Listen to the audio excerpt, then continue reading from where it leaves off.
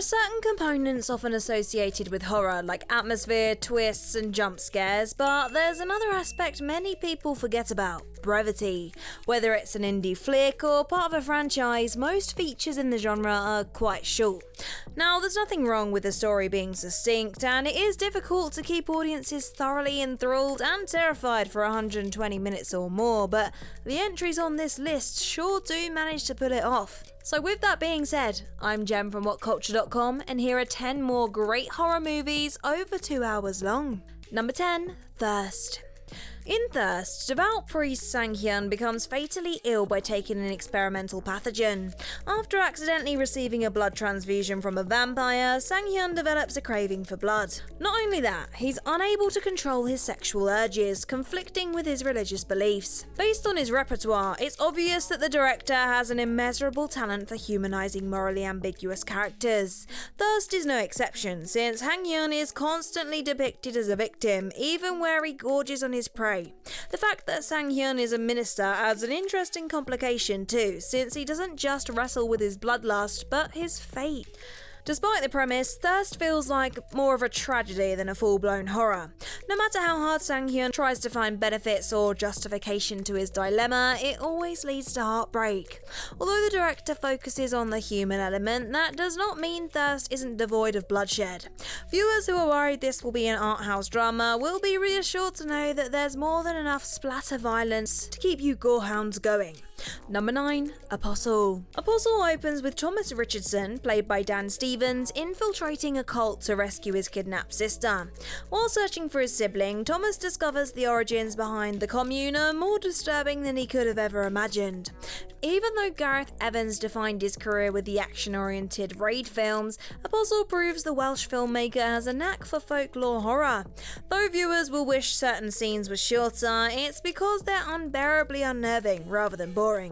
Instead of leaving anything to the imagination, Apostle gives the audience a front row seat to the most barbaric aspects of humanity. The tension builds slowly, but there's enough intrigue from the beginning to enrapture anyone. And when the cult's dark secrets start spilling from the seams, viewers will be unable to look away. Even though Gareth Evans draws inspiration from The Wicker Man, Apostle is also blended with Lovecraftian elements and the director's personal touch, so it never feels like a rehash of another property. This sort of story is nothing new, but few films in the genre have ever been this brutal and visceral. Number 8, The Wailing. In this Korean horror, police officer Jong-gu is tasked with finding the source of a deadly virus that has resulted in multiple murders. However, Jong-gu's mission becomes personal when his daughter falls victim to the mysterious disease. Although the plot does sound straightforward, the film itself is anything but. The Wailing merges many eerie elements, including spirits, zombies, demons, exorcisms, serial killers, and curses. While juggling all that, the paranormal drama somehow finds time to explore conflicts between different cultures, religions, myths, and origins. With so much tossed into the pot, The Wailing could come across as an incomprehensible mess, but esteemed director Na Hong-jin fuses all these factors together with ease, creating a fascinating and truly daunting saga. When it looks like things are about to enter tropey territory, the narrative veers into a new direction, looking at the latest development from a different angle to keep things fresh. Despite the 156-minute runtime, The Wailing never fails to be engaging. On top of that, the whodunit mystery is sure to keep viewers guessing until the story reaches its jaw-dropping conclusion. Number 7, Tale of Tales. Anyone who thought the Brothers Grimm stories weren't gruesome enough should set their sights on Tale of Tales. This adaptation interweaves 3 enchanting but dark narratives. The first involves an infertile queen who turns to black magic to bear a child, the second follows a unique contest to decide who weds the princess, and in the third, a pair of crone sisters eagerly try to woo a lustful king. Though these short tales are significantly different, each highlight how obsession often leads to destruction. As innocent as these obsessions start, they quickly spiral out of control, causing the characters to lose their partners, their children, or their physical being.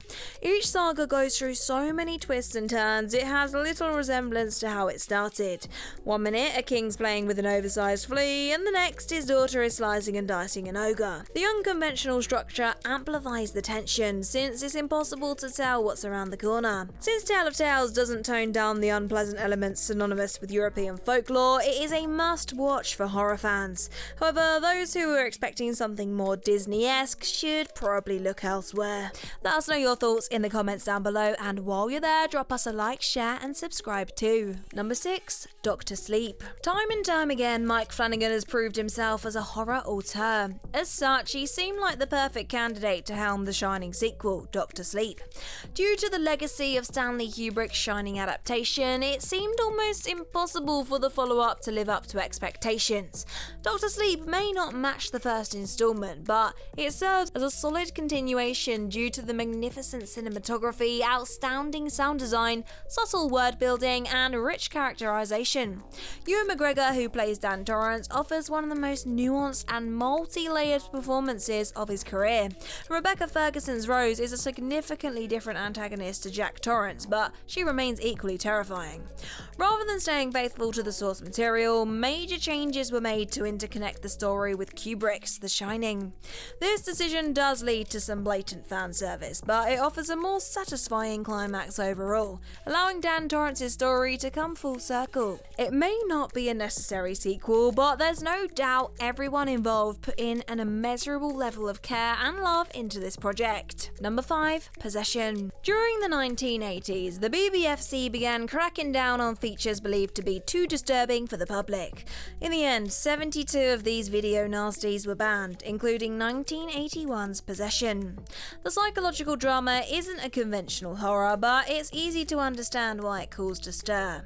Possession starts off like a realistic drama centered around a failing marriage. Since everything is depicted so down to earth at first, viewers are left sideswiped when otherworldly elements are inserted into the central narrative with zero build-up. Though critics initially called Possession incohesive and jarring, it's clear that the director intended to shake things up by presenting a realistic scenario before dumping the audience into a nightmare world. Although the intriguing mystery and sickening imagery will leave audiences captivated, nothing is as enthralling as Isabella Dangi's deranged performance as Anna. The lead actress doesn't so much play Anna, she attacks it.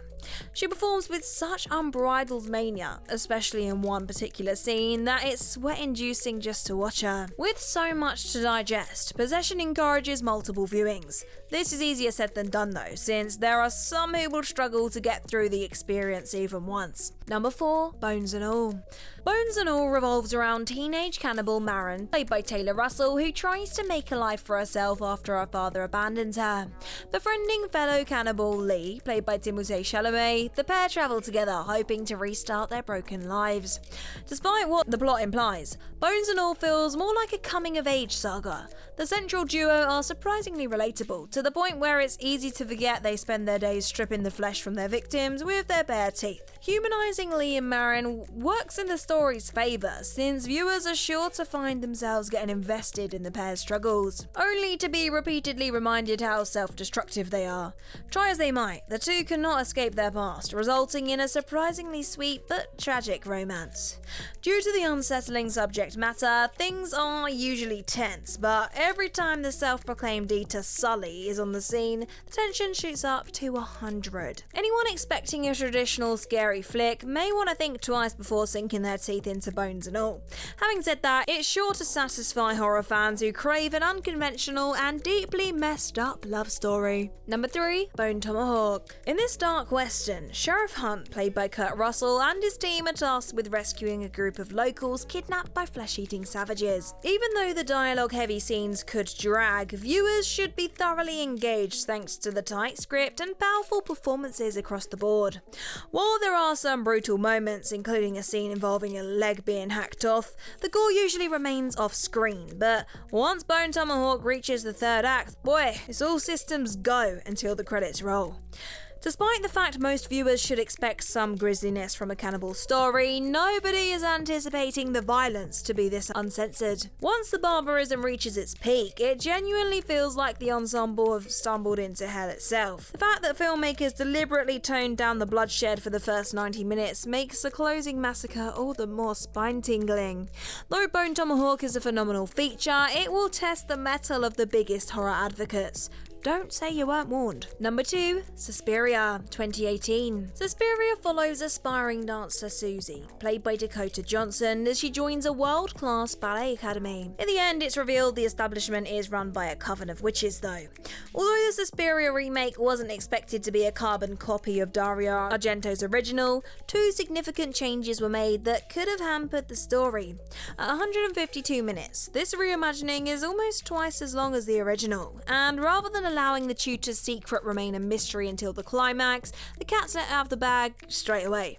In the hands of a lesser filmmaker, such decisions could cause the picture to drag or lack tension. However, 2018 Suspiria surpasses the classic version in almost every category. The body horror is taken to an extreme that would give David Cronenberg pause. If the perpetuating atmosphere doesn't churn viewers inside, the merciless violence will. Anyone who gave Suspiria a miss believing it would be a recreation of its predecessor should absolutely be giving it a shot. Number 1, The House That Jack Built. Just when it looked like Antichrist secured itself as Lars von Trier's most controversial work, the Danish director topped it with The House That Jack Built. Considering the film depicts the titular antagonist mutilating women, children and animals, it's no surprise it caused over 100 audience members to walk out during its Cannes performance. Despite the bone-chilling imagery, it's Max Dillon's performance as Jack that's sure to leave everyone on edge.